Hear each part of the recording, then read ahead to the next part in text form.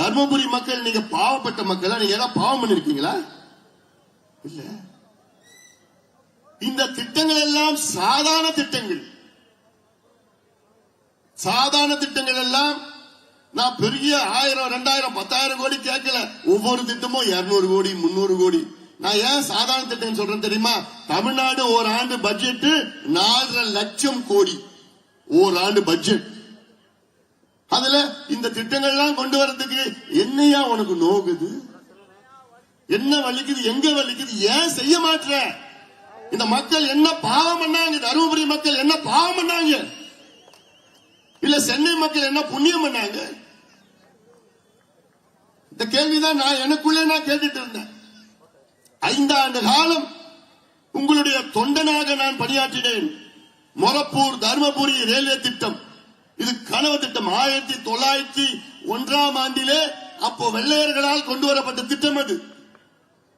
அதன் பிறகு 1941 இரண்டாம் உலக போர் நேரத்தில் அந்த ரயில்வே டிராக்கை எடுத்துட்டு அந்த இதை எடுத்துட்டு இரும்புக்காக எடுத்துட்டு போயிட்டான். அன்றையிலிருந்து 80 ஆண்டு காலம் உங்களுடைய கோரிக்கை என்ன? தமிழ்நாட்டில் 38 மாவட்டம் இருக்கு. அப்படி சென்னையிலிருந்து 35 மாவட்ட தலைநகருக்கு நேரடியா போலாம் ரயில் இருக்கு. 2 மாவட்ட தலைநகர தவிர என்ன? ஒன்னு தருமபுரி, இன்னொன்னு கிருஷ்ணகிரி. அதான் என்னோட நோக்கம். சென்னையில உட்கார்ந்தீங்கன்னா தர்மபுரிக்கு வரணும். அதுல இணைப்பு என்ன? 36 கிலோமீட்டர் இணைப்பு மொரப்பூர்ல இருந்து தர்மபுரிக்கு.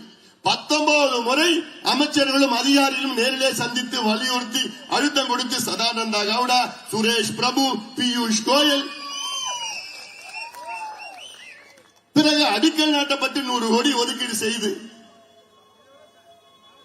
அவ்வளவு நான் செய்தேன். இந்த தொகுதிக்கு இந்த சிப்காட் தொழிற்பேட்டை வேண்டும் என்று எவ்வளவு கோரிக்கைகள் வைத்தோம், எத்தனை போராட்டங்களை செய்தோம். தருமபுரியில தொழில் இல்லை. இங்க மாவட்டத்தில் தொழில் இல்லாத காரணம், நீர் இல்லாத காரணம், இங்க இருக்கின்ற 3 லட்சம் இளைஞர்கள் வெளி மாவட்டம் வெளி மாநிலத்தில் போய்